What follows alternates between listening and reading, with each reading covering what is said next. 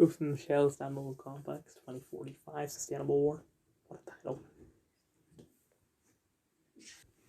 Sorry about that, my brother couldn't find his tablet because he was like, he has the room parked 24/7.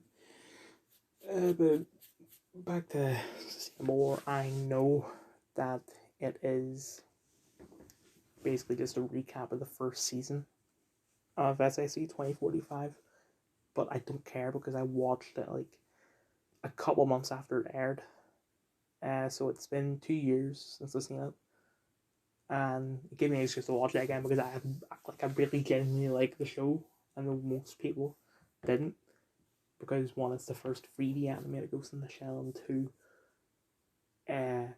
it's very different from the other Ghost in the Shells. But I love it, so it's giving me an excuse to watch it again, and also to catch up, or just give myself a reminder of what happened. Netflix uses the word recap. I don't think recap is intended is correct, but when I think recap, I think of like people on YouTube just like talking about what happened. But this just took the first season and just cut out all the irrelevant parts, like that fight scene at the start, which I mean it was a great fight scene, but it's not really relevant to the story. Just like cut it up so that it went from, it's like 25 minutes an episode, 12 episodes. You want to multiply 25 times 12 for the amount of minutes. And they cut that number down to 120 minutes, like 2 hours. And it worked. It's good.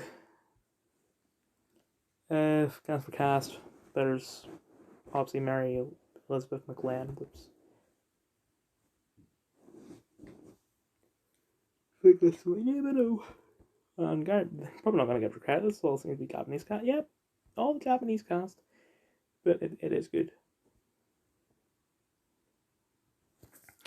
Hollywoodland, Mixed Friends, I watched on DVD. By the way, I watched Ghost in the Shell on Netflix. Adrian Brody, Ben Affleck, Dan Lee, and Bob Hoskins, Molly Parker, Robin Tunney.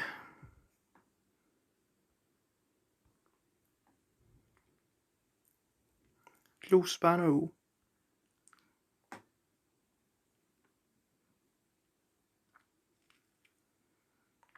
Seamus Dever.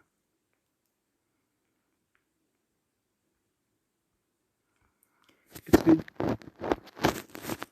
This Twitter as of 26 past 9 p.m. on Monday, the 25th July 2022. I forgot to mention that I went to the shops today and went to Tesco. Saw that they had a 4 comic, a Spider-Man comic. I got my brother to buy both of them. Like I don't, like, you know, I'll repay him. 4 comic was £10, Spider-Man comic was £3, and it turns out I've already read the 4 comic. Anyway, people watch Love Island. What? Britain's next Prime Minister. I mean, if they've already decided it, I would have known by now. So clearly they haven't, so I don't care yet.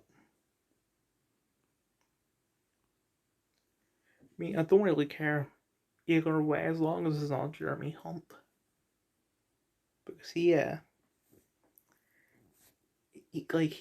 said that he didn't say it publicly, he said it to like a fellow party member, and then she blew the whistle to GB News, which is that's not getting any attention. That he said that he believes that, you know, if a child caught the virus, he believes that they should be, you know, taken away from their parents and locked up in isolation.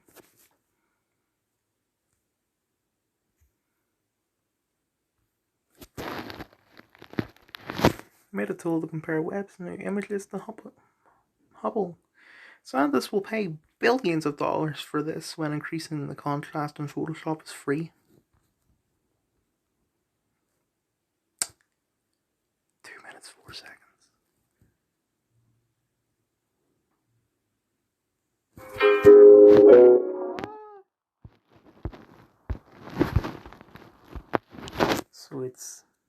I really hope I don't get copyrighted for, because that was a small amount of, you know, the song. Like, that is nowhere near enough for me to get copyright strike, and I guarantee it'll still happen anyway. But all the video is, if you couldn't tell by the song, it's Fosh constantly admitting how much he loves the fun part of a horse.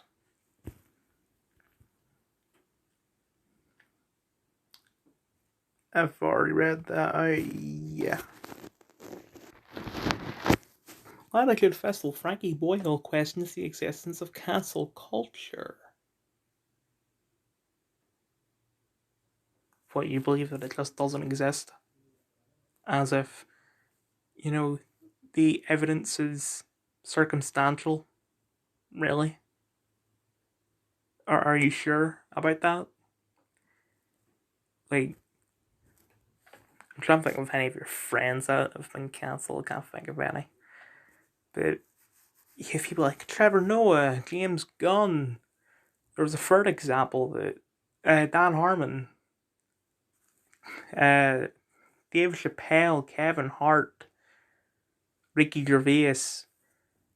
Like, you cannot deny the existence of cancel culture. You cannot question it. Like, the same way that you cannot question that the earth is round, because it is. Man, crap. Oh, really? Luckily enough, he hasn't tweeted much. Or by his standards, tweeted much. Kraft all over his own legacy and completely changed his act to avoid cancel culture, denies the existence of cancel culture. It's like saying, I don't think rain is real, but every time he leaves a house he takes his umbrella.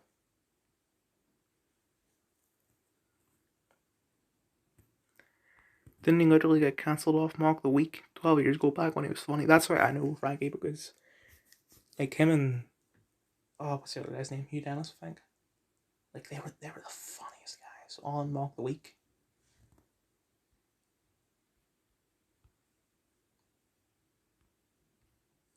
It's the worst part. You can see a visible difference in his comedy after the emergence of cancel culture being in the forefront. When comedy venues stopped hosting his kind of comedy, he changed quick.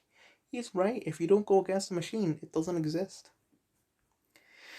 Isn't it really curious how Frankie went through a huge change from around 2015 onwards? Wonder what was happening post 2015 that caused that. My mum turned 60, and for her birthday, my dad got her an application form for a pensioner's bus pass. I was laughing his head off while she opened it. I left the room pretty quick.